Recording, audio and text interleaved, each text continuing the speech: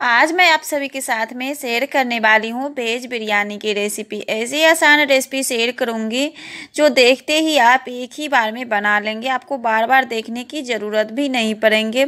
Step by step मैं आपको इस रेसिपी को बताऊँगी और आप एक ही बार में परफेक्ट बिरयानी बना लेंगे। एकदम खिले खिले और टेस्टी बिरयानी एक ही बार में आपको बन करके तैयार हो जाएंगे।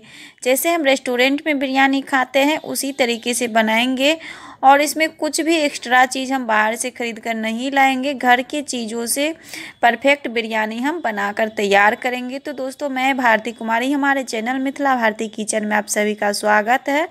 तो चलिए फटाफट से इस रेसिपी को बना करके तैयार करती हूँ। तो यहाँ पर मैंने बासमती चावल ली हूँ।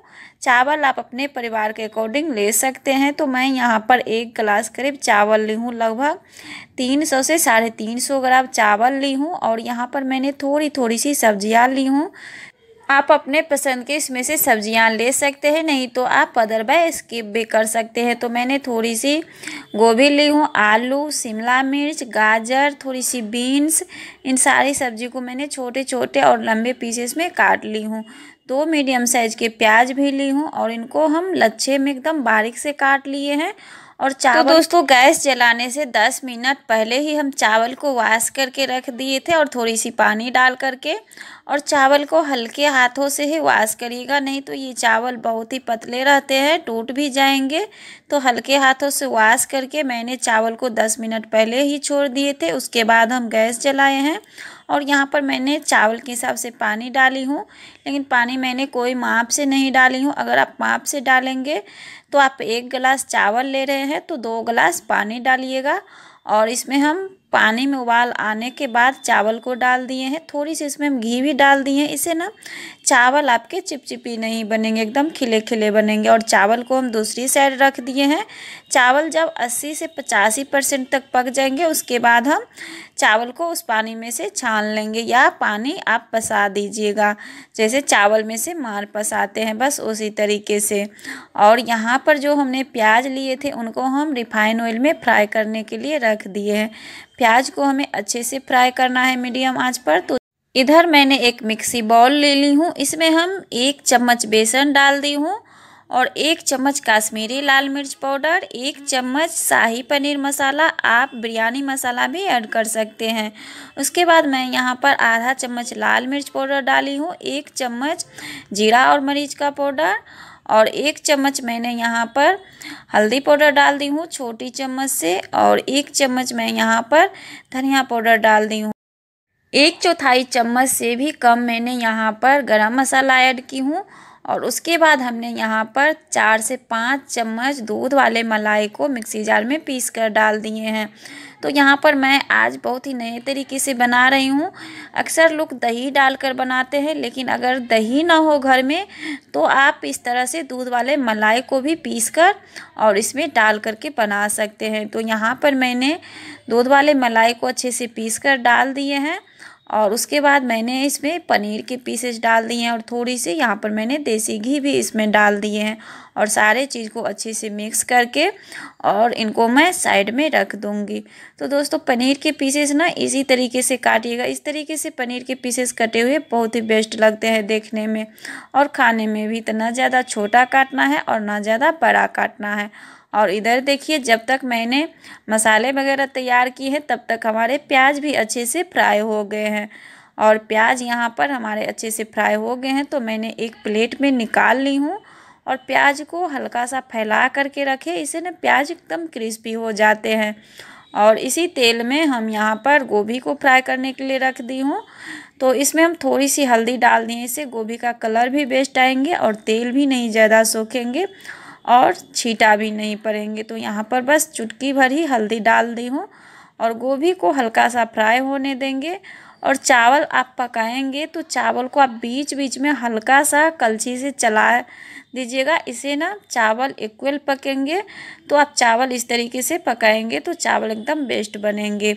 और हल्का सा गोभी जब भून जाएंगे उसके बाद यहाँ पर जो आलू हम लिए हैं और थोड़ी सी ही मैंने बीन्स ली हूँ तो इनको हम एक ही साथ डाल दिए हैं और हल्का सा इनको भी हम फ्राई कर लेंगे। अगर आप ज़्यादा मात्रा में बना रहे हैं तो आप सारे सब्जी को अलग अलग फ्राई करके निकाल सकते हैं, नहीं तो आप इस तरीके से भी फ्राई कर सकते हैं। जो सब्जी ज़्यादा देर में फ्राई होते हैं उनको आप पहले डालें, उसके बाद जो थोड़ा कम देर में फ्राई होते हैं वो डालें।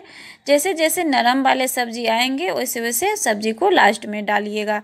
तो सबसे पहले मैंने गोभी फ्राई कर ली और गोभी हल्का सा फ्राई होने के बाद आलू डाल दी हूँ। आलू को हल्का फ्राई होने के बाद आलू और बीन्स साथ में ही डाली हूँ और आलू बीन्स हल्का सा गोभी के साथ में फ्राई कर ली हूँ। उसके बाद मैं यहाँ पर गाजर डाल दी हूँ और गाजर को एक ही बार ढक करके कुछ मिनट तक पका ली हूँ। उसके बाद हमने यहाँ पर शिमला मिर्च डाल दी हूँ। बस इसी तरीके से आप सब्जी को फ्राई कर ले तो एक ही बार में आपके काम निपट जाएंगे। तो यहाँ पर सारे सब्जियों को मैंने फ्राई कर ली हूँ और सब्जी हमारे अच्छे से फ्राई हो गए हैं जिस तरह से हमें सब्जी चाहिए।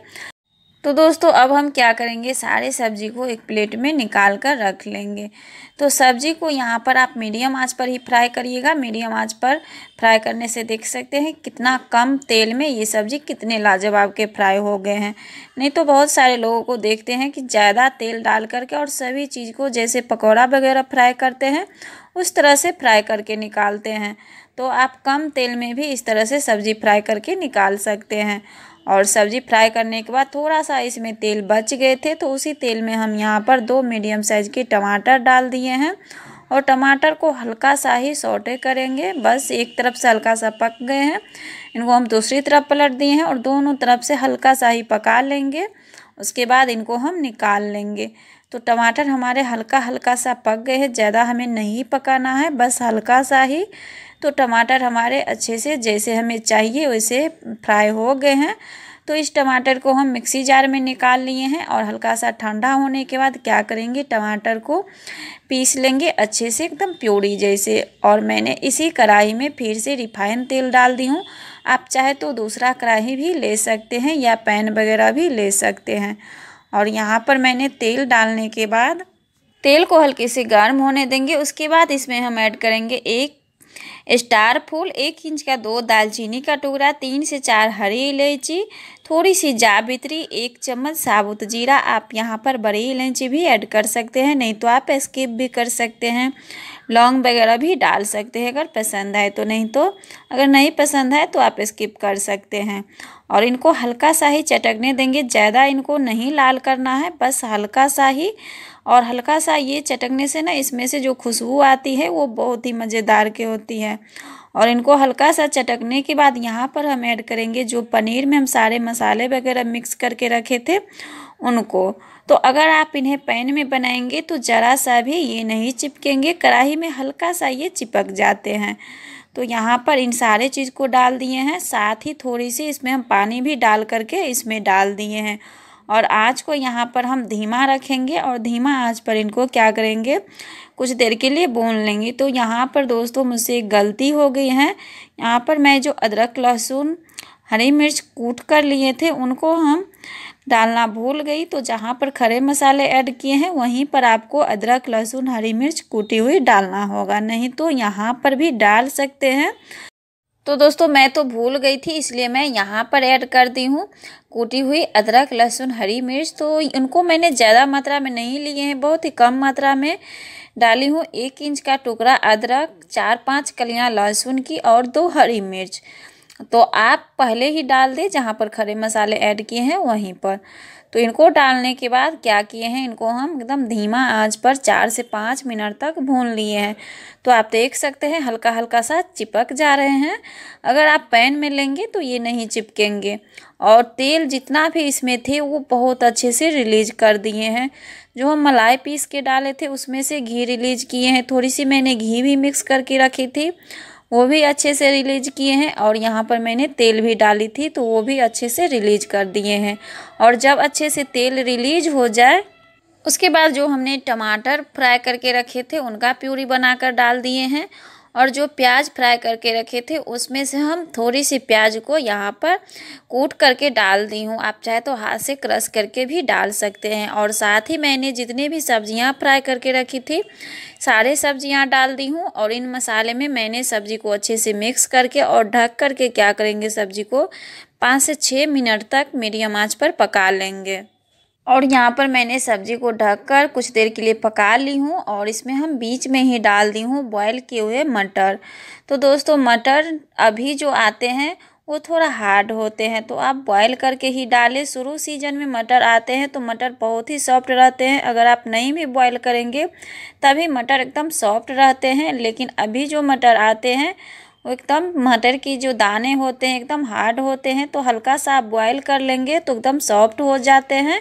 और यहाँ पर मैंने मटर डाल दी हूँ बॉयल किए हुए और साथ ही मैंने नमक भी डाल दी हूँ स्वाद अनुसार।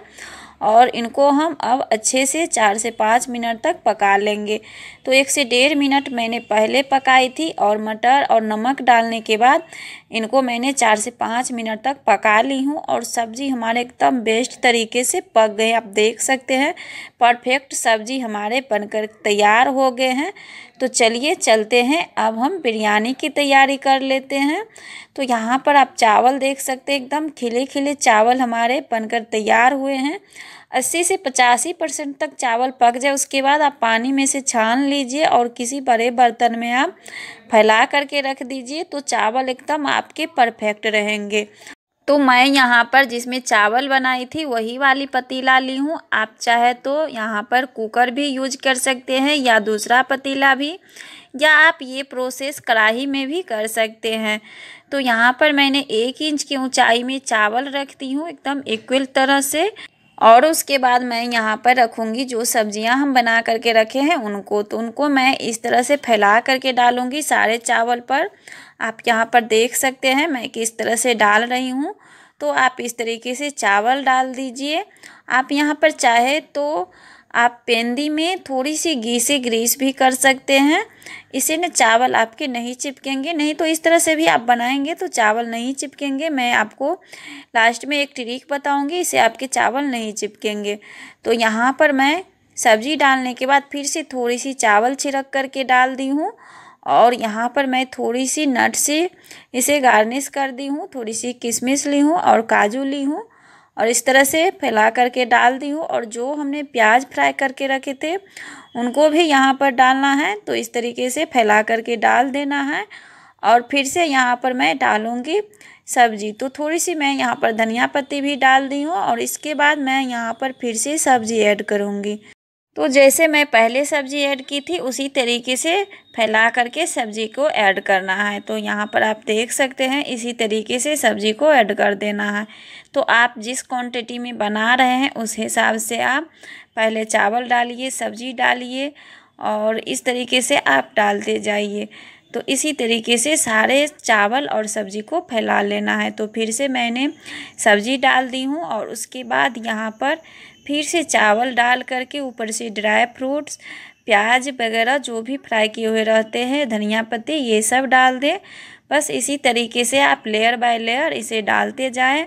पहले आप चावल डालें, उसके बाद सब्जी डालें, फिर चावल डालें और चावल पर प्याज फ्राई किए हुए, धनिया पत्ती, नट्स, उसके बाद फिर सब्जी डाल दें। इसी तरीके से आपको परत बाय परत सारे चीज़ को डाल देना है। और यहाँ पर मैं थोड़ी सी घी भी डाली हूँ, लेकिन घी वाले क्लिप आपको मैं नहीं दिखा पाई, तो यहाँ पर थोड़ी सी आप घी भी डाल दीजिए, 1 से 1.5 चम्मच करीब।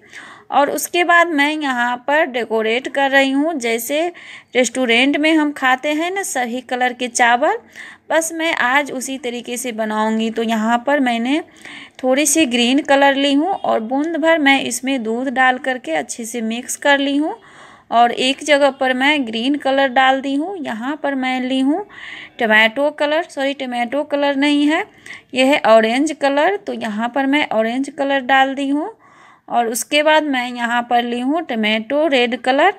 तो सारे फूड कलर में मैं थोड़ी थोड़ी सी दूध डाल करके अच्छे से मिक्स करके और इस तरह से डाल दी हूँ। अगर आपके पास लिक्विड वाले हैं तो आप वही 1 ड्रॉप डाल दीजिए, इससे ना एकदम कलरफुल बिरयानी बनकर तैयार होंगे। सारे चीज़ को गार्निश करने के बाद, डेकोरेट करने के बाद हम इस पतीला को गैस पर डाल दिए हैं और 1 से 1.5 मिनट हम इनको छोड़ दिए हैं। बस 1 मिनट ही छोड़े हैं। उसके बाद हम यहाँ पर लिए हैं 1 कप पानी, 1 कप से थोड़ी सी कम ही पानी थे और इसको हम घुमा करके चारों तरफ डाल दिए हैं और बस 2 से 2.5 मिनट हम गैस पर पकने दिए हैं। उसके बाद हम क्या किए हैं, एक तवा को गर्म किए हैं और उस पर हम इस पतीला को डाल करके और 7 से 8 मिनट तक छोड़ दिए। 7 से 8 मिनट में आप देखेंगे कि हल्का हल्का सा भाप निकल रहे होंगे। अभी आपको भाप नहीं दिख रहे होंगे, लेकिन हल्का हल्का सा जब भाप निकलने लगे उसके बाद आप गैस को बंद कर ले और आप इन्हें गर्मा गर्म दही के साथ में, रायते के साथ में सर्व करें। तो दोस्तों, होली आने वाली है, मेहमानों के लिए लंच में ज़रूर से ये वेज बिरयानी ट्राई करिएगा, बहुत ही पसंद आएंगे। अगर आप इन्हें परोसेंगे तो कोई यकीन ही नहीं करेंगे कि आप इन्हें घर में बनाए हैं। देखकर और खाकर सभी बोलेंगे कि आप इन्हें कहाँ से मंगाए हैं। बिल्कुल जोमेटो के स्टाइल में हमारी बिरयानी बनकर के तैयार हो गए हैं। तो आप लोगों को हमारी ये बिरयानी की रेसिपी कैसी लगी कमेंट्स में ज़रूर बताइए। रेसिपी अच्छी लगी हो तो वीडियो को लाइक शेयर करें, चैनल पर नए हैं तो चैनल को सब्सक्राइब